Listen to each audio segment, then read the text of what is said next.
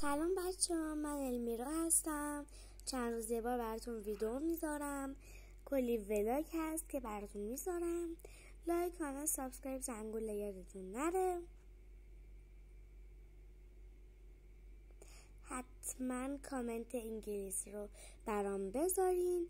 امروز آموزش کار با برنامه i20.x داریم و کلا تمام مراحل دانلود برنامه، کار کردن با برنامه و آموزش ورود به برنامه رو داریم. پس حتما تا آخر ویدیو همراه من باشید. وارد گوگلتون بشید و بزنین برنامه i20.x.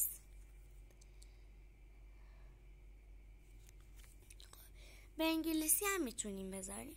چند تا سایت میاره: برنامه بازار، برنامه مایکت و سایت فارسروید. من نمیدونم اینجا چرا رفتم بیرون. سایت فارسروید رو انتخاب میکنن. اینجا وقتی وارد سایت فارسروید شدم،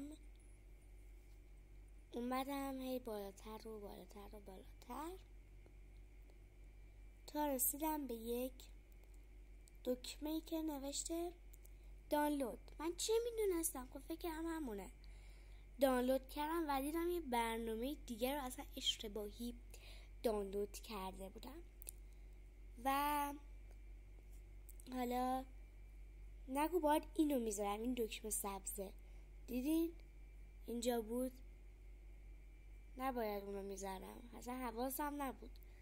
اونم که داره دانلود میشه برای خودش. خب حالا من اومدم دیدم برنامه مثلا یه برنامه دیگه اومده. میام داخل سایت پایینیش و برام تبلیغ آورده. یعنی واقعا برای همچین سایتایی متاسفم.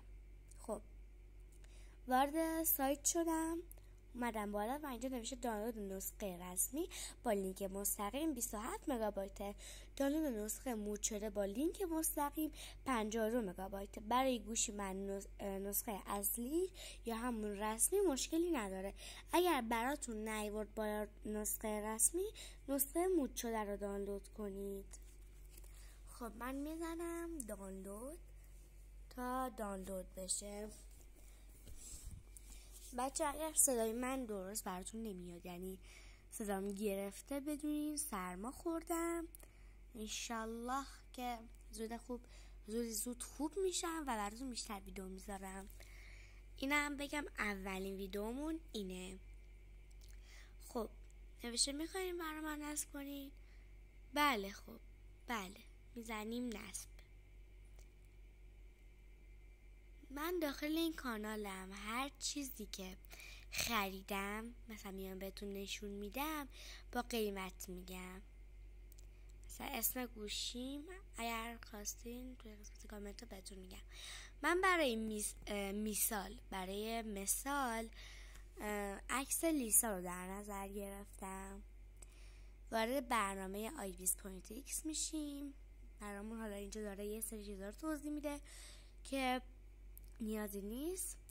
روی این قلمه میزنیم و روی اون به علاوه و روی اون گزینه بالایی که سفید شد میزنی. اینجا عکس مورد نظر رو انتخاب میکنی و میزنیم مجاز. خب بر روی گزینه‌ای که من نگه داشتم روش میزنیم. حالا اینجا روی نو و اوکی میزنیم. روی این پوشه میزنیم و روی این به علاوه که خودش علامت براتون گذاشته باید زد.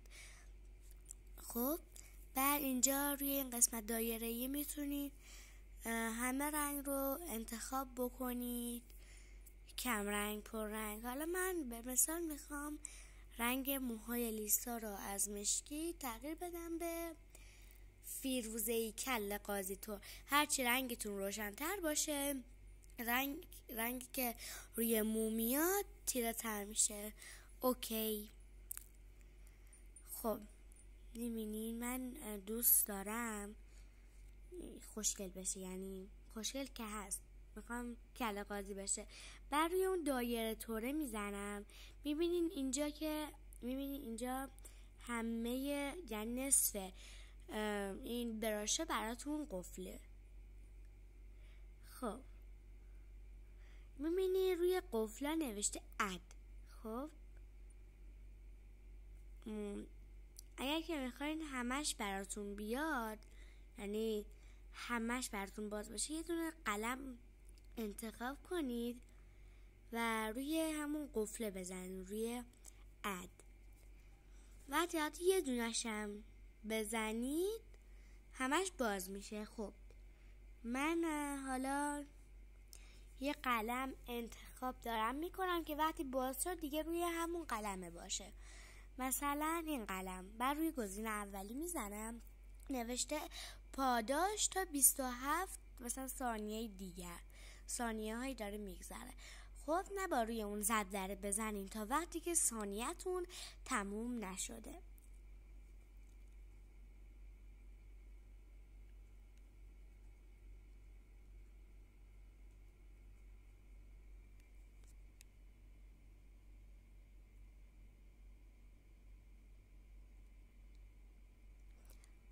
خب وقتی که ثانیه‌تون تموم شد روی ضربه بزنین و تماما همه براشا براتون باز میشن، حتی اونایی که قفل بودن. خب من این براش رو انتخاب میکنم. از اینجا میتونین کوچیک بزرگ بکنین، زوم کنید اینا.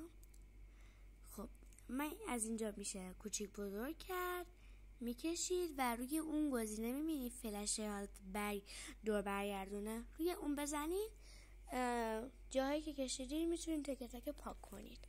خب اینجا اول دورگیری بکنین، کارتون خیلی ساده تره، یعنی خیلی. بچه‌ها من از اینجای ویدیو به بعد رو براتون تند میکنم. خلاصه داشتم میگفتم من دورگیری میکنم اول همیشه، بعد من گوشیمو فرمت کرده بودم، برای هم اون یکی کانالم پاک شده بود و حالا دیگه این کانالم رو سابسکرایب کنید. خب حالا اینجا دورگیری بکنید. کلا این برنامه خیلی برای کسایی که فن پیج هستن خوبه، میتونن موها رنگ کنن، کلی ادیت خفن بزنن. خب حالا میایم دیگه وسط کار، دیگه اینجاها رو میزنیم. حالا من چون برای این ویدیو بود درست برای چتریا دقت نکردم. حالا شما اگه خواستین بزنین، اگر کسی چتری داشته اینا، کلا دقت کنین که کارتون تمیز در بیاد، خوشگل مشکل بشه کارتون. اگر شما آرمی یا بلینک هستین حتما توی قسمت کامنت ها به هم بگید.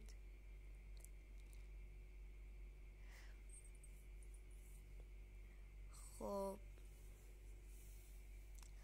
حالا من دیگه دارم این وسط ها رو پر میکنم.